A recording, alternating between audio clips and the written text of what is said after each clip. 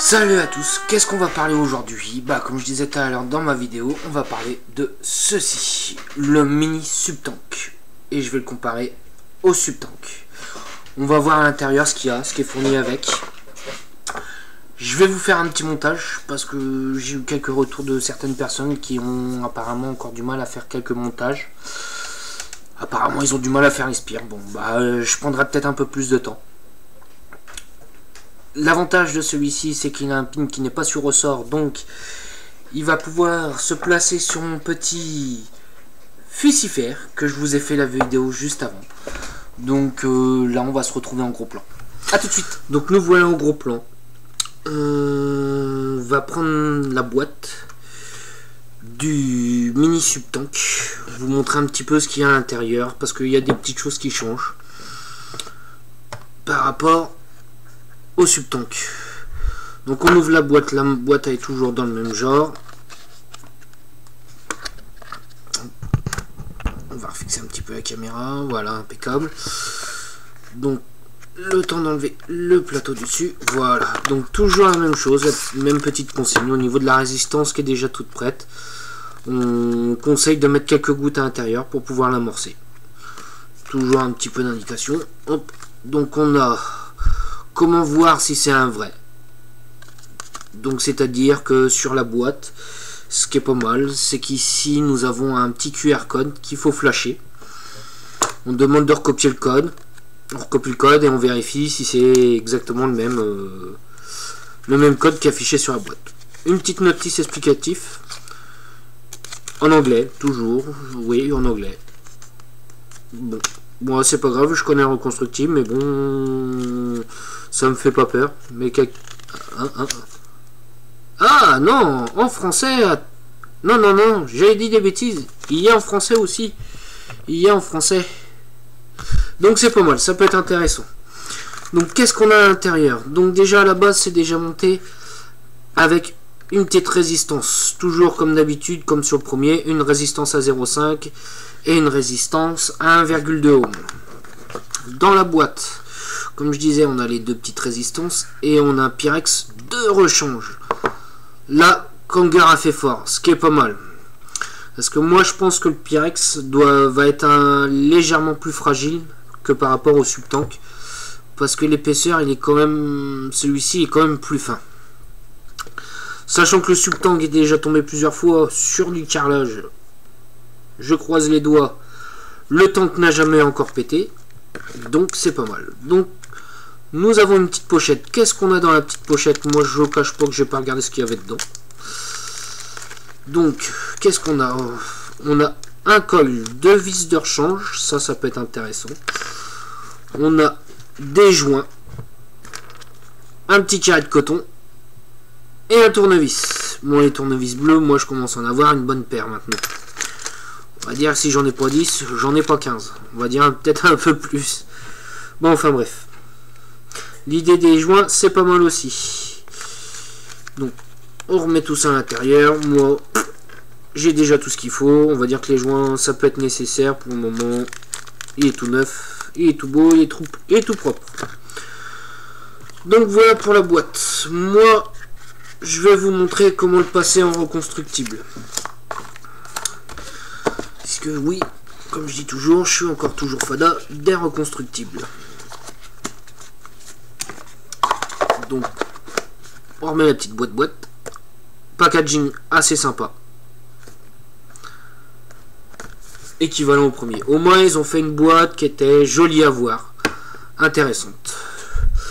Donc, voilà la bête. Voilà la bête. Voilà. Alors, l'avantage de celui-ci, c'est que nous sommes en 22 mm. L'ancien, on était en 25 mm. On va faire la comparaison des deux tailles. Voilà. Il y a quand même une grosse différence. Ils ont déjà apporté quelques petites améliorations par rapport au Subtank.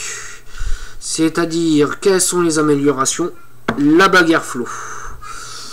Donc là, je sais pas si on va bien voir avec ma caméra. Là, l'airflow est ouvert en grand. Donc on n'a plus les trois petits trous qu'on avait avant. Je vais vous le passer avec 2 airflow ouverts. Là, on a les petits trous. Un seul airflow. Un seul trou. L'inconvénient du subtank à la base, c'est que pour certaines personnes, il était relativement assez aérien quand on mettait qu'un trou. Donc, il fallait jouer un petit peu avec la bague pour essayer de camoufler un seul trou. Là, l'avantage, moi, je vous cache pas, un trou, c'est impeccable. Il me va très bien. Le drip tip, qui est quand même assez balèze. Il est légèrement plus grand que le premier, que le subtank. Le premier du nom. Donc, on va commencer à le démonter. Hop. La même chose que le premier. Bon, bien sûr, là, j'ai mal vissé, il y a tout qui vient. Hop. Voilà. Sur celui-ci, on n'a plus besoin de changer le haut du tank. Avant, pour passer en reconstructible, il fallait changer le haut, passer le plateau reconstructible. On voulait passer en résistance, on démontait le haut avec les 2 petites vis. On changeait le haut, on mettait sa résistance. Là, l'avantage, c'est qu'on peut faire les deux. C'est-à-dire qu'on n'a plus besoin de démonter. Je veux plus mon plateau reconstructible, j'ai raté ma résistance, j'ai pas le temps de refaire. Hop, tac, je dévisse, je remets ma résistance et pouf. Tout simplement. C'est pareil que le premier. Au niveau du tank, hop, le Pyrex, il se démonte. Parce que c'est toujours le même problème que le 1. Il y a toujours du liquide qui reste entre l'inox et le Pyrex. Donc pour pouvoir le nettoyer au maximum, je vous conseillerais de le démonter en entier. Ça, on met de côté. Donc ça va remettre le même principe que le premier. Donc c'est-à-dire qu'on a la cloche. Toujours en 2 parties. La partie qui va se visser et le haut de la cloche. Le haut de la cloche est bien fait. Je sais pas si on arrive à voir avec la vidéo. C'est un dôme. En dôme, c'est ce qui est de mieux. C'est ce qui restitue au mieux les saveurs. Ça n'a pas changé que le 1. C'est la même chose. Alors là, on va essayer de regarder un petit peu plus près le plateau. Parce que là, il change. Avant, on avait 2 gros plateaux. Avec une partie blanche, on posait tout simplement.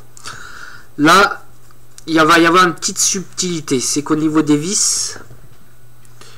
il va falloir les remonter un tout petit peu pour pouvoir essayer de les placer entre la vis et le plateau sur le côté. Si on dévisse pas assez, on n'arrivera pas à passer le Cantal. Donc il faudra bien dévisser la vis entièrement. Mais d'avis, alors j'ai essayé avec du 0,30, du 0,40. J'arrivais à passer le fil entre les deux. Si je monte avec du 0,50, mais d'avis, je risque d'avoir du mal. Le Cantal va être trop épais. J'arriverai pas à le passer. Voilà. Hop, hop. Je sais pas si j'avais montré. Voilà. Ça reste la même chose que le premier du nom. L'avantage de cet ato, c'est que maintenant on est en 22 mm. Donc c'est-à-dire qu'on sera flush sur n'importe quel ato. Voilà. Par contre, comme ce que je disais, c'est que par rapport au premier, le pin 510 était sur ressort. Donc c'est-à-dire qu'il faisait contact à chaque fois. Mais le problème, c'est qu'on ne pouvait pas le passer en mode sur des modes qui étaient en hybride. Donc c'est-à-dire qu'ils sont directement en contact avec la queue. Sinon ça chauffait. Là, l'avantage, c'est que là, le pin ici n'est pas réglable. Mais il ressort légèrement. Donc là-dessus, on n'aura pas de problème pour passer sur les modes en hybride. Comme je disais, je vais vous faire un petit montage avec. Voir comment il se monte. Vous allez voir, il n'y a pas grand chose qui change. C'est pas si compliqué que ça. Et après, je vous ferai un test entre les deux comparatifs. Quant à le 0,40, on va essayer de faire à peu près 8 tours si je me trompe pas. Je vais vous dire ça. 8 tours. 0,40. Hop. Voilà, 8 tours, on sera à peu près à 0,74, 0,75 environ. Donc c'était la petite partie où j'ai des gens qui ont un petit peu de mal. Donc je prends ma tige à étage en 2 mm. Je prends mon cantage, je fais dépasser un bout. Que je pince. Là, je sais pas si on arrive à voir que je pince. Voilà, donc là il bougera plus. Je fais un premier tour. Celui-ci, je le compte pas parce que je l'enlèverai. Là voilà, on est à peu près sur cette position là. Et là, je tourne. On est déjà à un tour, 2 tours, 3 tours, 4 tours, 5 tours, 6 tours, 7 tours, 8 tours. Comme je disais, moi le premier je le compte pas, je le défais. Voilà, donc ça nous donne une résistance comme ceci. On va voir, ça fait un petit peu accordéon, c'est-à-dire que ça, c'est pas bien collé. Donc là, je vais prendre mon chalumeau. Ah, voilà, une belle mise au point. Donc là, je vais prendre ma pince avec mon chalumeau et je vais resserrer les spires. Donc voilà, j'ai pris ma pince, j'ai serré mes spires et je vais chauffer mon col. Voilà, bien rouge. Et voilà, bon, j'attends un petit peu parce que sinon il va être un petit peu chaud, on va éviter de se brûler. Et là, je relâche ma pince. Si je reprends ma pince et que j'essaye de faire un zoom, normalement vous allez voir que ça sera bien serré. Bon, elle a décidé de pas faire la mise au point, on a l'impression. Bon, j'ai mes cols qui sont serrés. Je reprends ma tige à étage pour pouvoir le placer plus facilement. Donc je remets à l'intérieur. Hop. Voilà. C'est ça que je disais. Donc là, entre les deux, on a, hop, la vis, épaule de montage. Alors sur le subtank, ce que je disais, c'est que les fils, fallait les placer comme ceci. Les fils vers le bas, que là ça va être l'inverse. Les fils on va les mettre sur le haut pour être au plus proche de l'airflow, pour éviter d'avoir un hit trop important. Et le hit c'est la sensation en gorge. Donc voilà, donc j'ai placé mon premier coil, je vais le visser. Hop. Le premier est placé. Je retourne mon atto de l'autre sens. Hop, hop. Je passe mon fil autour. Et voilà. Là, l'avantage, c'est qu'en ayant la vis et le plateau, en fait, je me suis remarqué que c'était plus facile à placer. Parce que souvent, sur l'autre, quand on vissait, bah, le cantal, il se barrait à gauche, à droite. Donc, il prenait pas bien dans la vis. Bah, là, l'avantage de celui-là, c'est qu'avec les deux, hop, voilà, faire beau, voilà. C'est que là, l'avantage, avec les deux côtés qui sont là, et ben le cantal, il bouge pas. Il reste bien placé. Il reste bien placé. Donc du coup, j'ai remarqué que pour le montage, c'était beaucoup plus simple. Je regarde si mes fils sont bien serrés. Ils sont bien serrés, mon col n'a pas l'air de bouger. Je suis un peu tatasse, j'aime bien le placer pile au milieu. Hop, voilà, impeccable. Par contre, petit conseil, vu comme c'est une cheminée qui est beaucoup plus petite, votre cantal, coupez-le bien à ras. Si vous le coupez pas assez à ras, ce qu'il va faire, il va faire un faux contact avec la cloche. Votre mode, si vous avez un mode mécanique, et ben il va se mettre à chauffer. C'est pas bon. Là-dessus, vous le changez. On va faire un petit test avec le ohmmètre. Hop, je vous avais dit. Voilà. On serait aux alentours de 0,94, 0,95. Là, on est à 0,93. On est sur une valeur à peu près correcte. Donc, comme je vous disais, si avec la cloche, on n'avait pas coupé assez le cantal, moi, j'aime bien faire un tout petit essai avant. Je place ma cloche. Et je fais une vérification avec le ohmmètre. Si le ohmmètre n'arrête pas de bouger, c'est-à-dire qu'il y a un faux contact, ou alors c'est que si vous affiche une valeur que vous n'avez pas demandé, ben c'est qu'il y a un faux contact quelque part. Moi, ça m'est déjà arrivé avec le subtank d'avoir une valeur de 0,01. C'est que j'avais un court-circuit, il était pas bon. Je vais prendre mon petit sigili pour pouvoir faire chauffer la première fois mon coil, pour pouvoir le rôder un petit peu. Et puis le resserrer s'il y a besoin.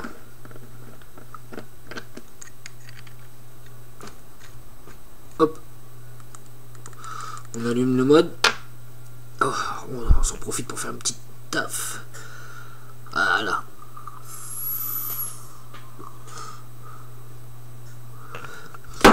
Là, je suis sur un liquide de chez Iway qui m'ont pas mal bluffé. Je vous cache pas, il est... J'aime pas le citron, mais là, franchement, celui-là, il passe terrible. Le Citrus Cyrus, en fait, c'est un petit citron à la meringue. On va pas divulguer, enfin, on va pas aller épiloguer longtemps. On reste sur le mini-sub. Donc, je commence à chauffer une première fois. Je regarde si ma chauffe est bien correcte. Apparemment, il chauffe bien de l'intérieur vers l'extérieur. Comme je disais, c'est pas obligatoire d'avoir un chalumeau. Parce que je vous disais, il fallait pour avoir un micro-colle, il fallait serrer les spires. Donc c'est pour ça que je prends un chalumeau.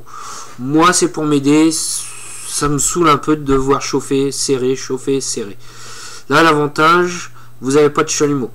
Vous posez vos deux vis, votre Cantal sur les deux vis, et vous le faites chauffer. Hop, et il commence à rougir. Là, une fois qu'il est rouge, vous prenez votre pince et vous serrez. Par contre, vous ne faites pas, c'est-à-dire vous appuyez et vous serrez en même temps. Si vous avez une pince en métal, vous allez faire un court-circuit. Moi, j'ai des pinces en céramique, je peux me permettre de le faire. Avec la céramique, c'est pas conducteur. Moi, je suis en train de regarder, mon Cantal, il chauffe bien correctement. Donc c'est bon, j'ai pas besoin de le rectifier. J'espère qu'il va faire une belle mise au point. Voilà.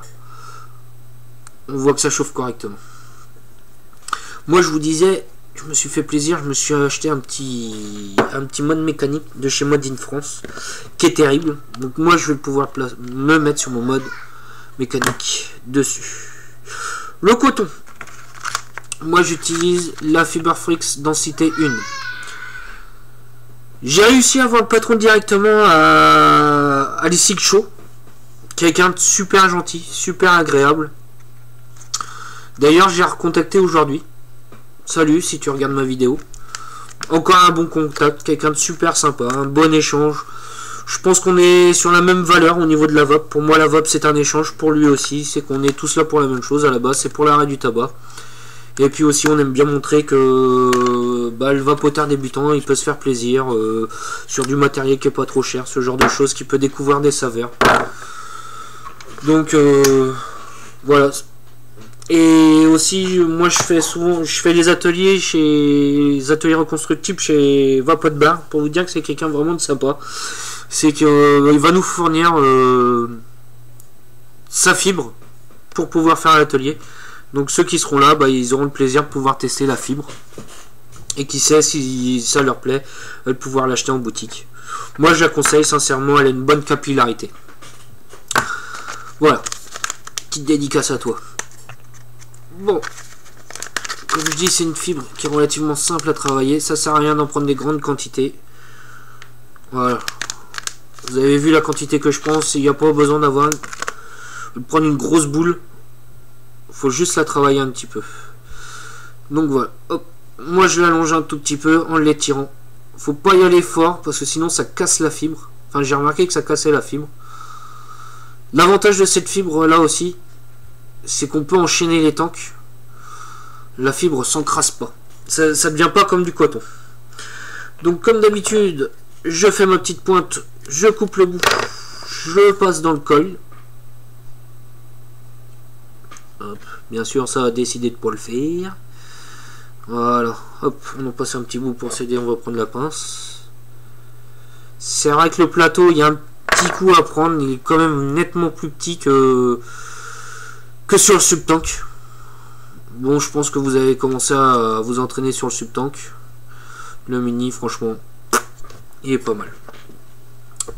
Comme d'habitude, trop de contours sur les côtés. Je coupe d'un côté, je coupe de l'autre. Je fais toujours mes petits repères. Hein. Je prends le côté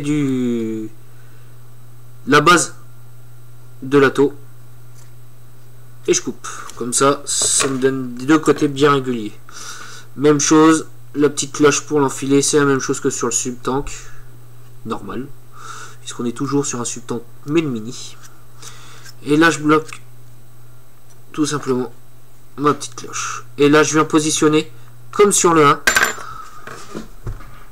mon coton. Alors le coton, faut surtout pas le tasser comme je dis d'habitude. faut simplement le poser. C'est sûr, au niveau du coton ou de la fibre, il y a un petit coup à prendre, c'est la quantité à savoir doser. Bon, après, quand on a l'habitude, hein. Voilà, simplement poser. J'ai pas tassé, j'ai rien fait du tout. Mais il en faut quand même mettre assez. C'est-à-dire qu'il faut pas, quand vous mettez votre liquide, il faut pas que votre coton ne prenne pas la totalité du coil. Parce que dans ce cas-là, ça va trop chauffer, vous allez avoir un goût de brûlé. Faut pas en mettre de trop. S'il y en a de trop, le problème c'est que le liquide va pas arriver correctement. Pareil, goût de brûlé. Donc qu'est-ce qu'on va pouvoir bien se faire? Parce que j'ai fait des cycles chauds, je me suis fait peut-être un peu plaisir. J'ai acheté plein de choses. De bons liquides. Et ouais, franchement, ils ont fait fort. Donc voilà, on va prendre la petite boîte miracle, la liquide. Qu'est-ce qu'on va pouvoir se goûter un petit peu? Ah tiens, on va se faire mon petit die. J'ai un petit die pastèque fraise ananas coco qui est assez sympathique. Apparemment, je fais bien des heureux de temps en temps. Voilà, hop. Donc on en met quelques gouttes sur le coton. Toujours l'imbiber, comme sur le subtank normal. Voilà, on va remettre encore un petit peu. Et on replace la cloche du haut.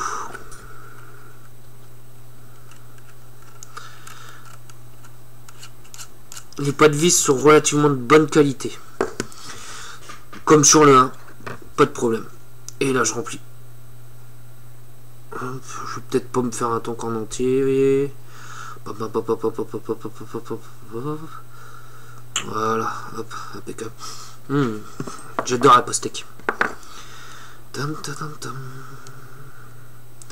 Même chose que là, hop. Et voilà. Donc on a fait le montage. Je vous ai montré un peu comment on faisait. Ça reste assez simple. Comme sur le 1, exactement. Même type de montage. Donc on va se retrouver en grand plan. Ouais. Non, on va se revoir tout. On va se remettre tout court. Voilà, je perds un peu mes mots. A tout de suite. Donc comme je vous disais tout à l'heure, en hybride, moi je vais le placer en hybride avec mon Fusifer pour vous dire que c'est un bon petit mode. Pour le réglage, ça va être tout simple. Donc je visse mon atto en haut.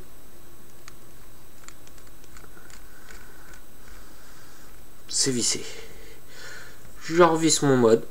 J'ai déjà la queue dedans. Et je verrouille. C'est prêt à vaper. Donc je vais essayer avec mon drip tip du subtank. Moi j'aime pas les drip tips en inox. Je préfère aller sur un petit drip tip en téflon. Je me suis fait plaisir en même temps. Je me suis pris le Frenchy Fog, le numéro 13. Pas mal. Pas mal. Mais je cache pas, j'ai une préférence pour le téflon chez les vaponautes. Je le trouve plus doux. Plus doux. Là, le haut, je le trouve un petit peu plus... Le haut ici, un peu plus coupant, si on peut dire. On va dire moins arrondi. Moins arrondi. Donc voilà, on va tester tout de suite comment ça va.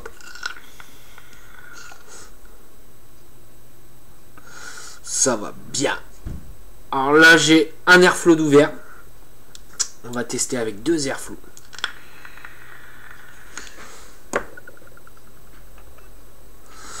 Ça va plutôt pas mal. Allez, on est des fous. L'airflow ouvert au maximum.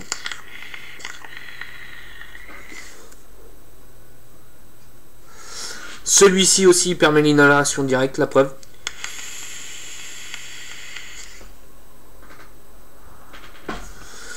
Vous avez vu, au niveau de ma résistance, j'étais pas bien bas. Hein. J'étais seulement à 0,92, 0,93, un truc. Enfin, dans ces eaux-là. On peut pas dire que ça soit vraiment du sub-ohm. Hein. C'est pas. J'ai pas encore essayé de le monter à 0,5 ohm. Mais d'avis, ça doit faire la même chose qu'au niveau du subtank classique. Moi, j'ai remarqué des petites choses. L'airflow, quand il est ouvert en grand, bah, il est ouvert plus grand que le subtank normal. Ouais, plus aérien. Par contre, pour celui qui veut une vape tranquille pour sa journée, bah le seul airflow, c'est-à-dire un airflow ouvert, bah ça suffit largement. Ouais, on n'a pas besoin de retravailler comme le sub normal. Seul reproche que je peux lui faire, je trouve qu'il siffle. Il siffle un peu. Et quand on le ferme totalement,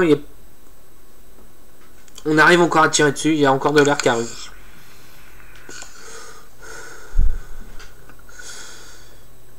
Au niveau de l'arrivée de jus, j'ai pas eu de dry hit sur du 100% VG. Donc ça veut dire que l'arrivée de jus se fait correctement. Est-ce que c'est pas le montage aussi? Trop, pas assez, enfin... Je commence à avoir l'habitude de faire ce genre de montage. Je vais vous montrer un peu ce que ça donne. Voilà, hop, hop, de l'autre côté. Sincèrement, c'est pas moche. On est totalement flush. Au moins, ils ont pensé à faire un atto en 22 mm. Pourquoi avez-vous fait le 25? Ouais, je suis d'accord, 25, c'était pour tester ce genre de choses. Même si je recommande encore le subtank. Hein. Pour quelqu'un qui veut débuter dans le reconstructible, je vais lui conseiller le subtank. Je vais lui conseiller le subtank. Il y a de la place pour travailler. Là, c'est sur le plateau, on est... Il faut commencer à avoir légèrement l'habitude. Pas avoir des gros doigts de bourrin, quoi. Sinon, côté négatif, qu'est-ce qu'il pourrait y avoir? Bah... J'en trouve pas beaucoup. Si, le sifflement, comme je vous disais. Point positif, atto en 22. Pyrex, donc tous les jus peuvent passer dedans. On peut très bien faire du subaume comme une vape classique pour sa journée.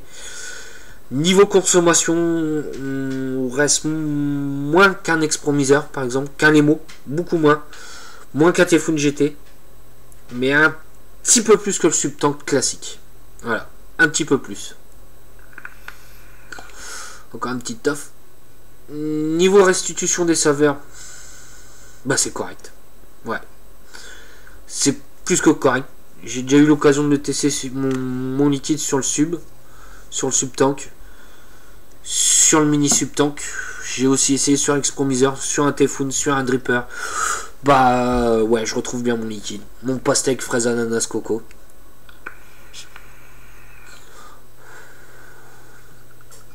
Ouais. Kangar, ils ont fait fort. Après le nano, moi je le testerai pas. Sincèrement, je vous disais, moi je suis que sur du reconstructible. Je vois pas l'intérêt de m'acheter le nano. Là, sincèrement, niveau qualité-prix, achetez-le. Faites-vous plaisir. Aux alentours entre 36 et 45 euros, on va dire, dans certains shops physiques. Si on peut dire vraiment jusqu'à 45, on peut même le... On va dire 42, 43 euros, quoi. On reste relativement correct. Sincèrement, bah, je vous le conseille. Achetez-le. Faites-vous plaisir. Voilà. Cette vidéo là, je vais encore la mettre sur Vapotbar, comme d'habitude, pour ses clients, pour faire un montage assez simple. Pour ceux que ça intéresse à Vapotbar, le 14 février, oui, le jour de la Saint-Valentin, et ben je fais un atelier reconstructible. Pour ceux que ça intéresse, bah allez-y, allez vous inscrire, c'est sur réservation. Bah oui, je suis désolé, je peux pas me permettre de le faire avec 15 personnes. Après c'est compliqué à gérer. Comme je dis, mon atelier se passe en 3 temps. Je fais un côté sécurité, un montage devant vous, et vous faites votre montage.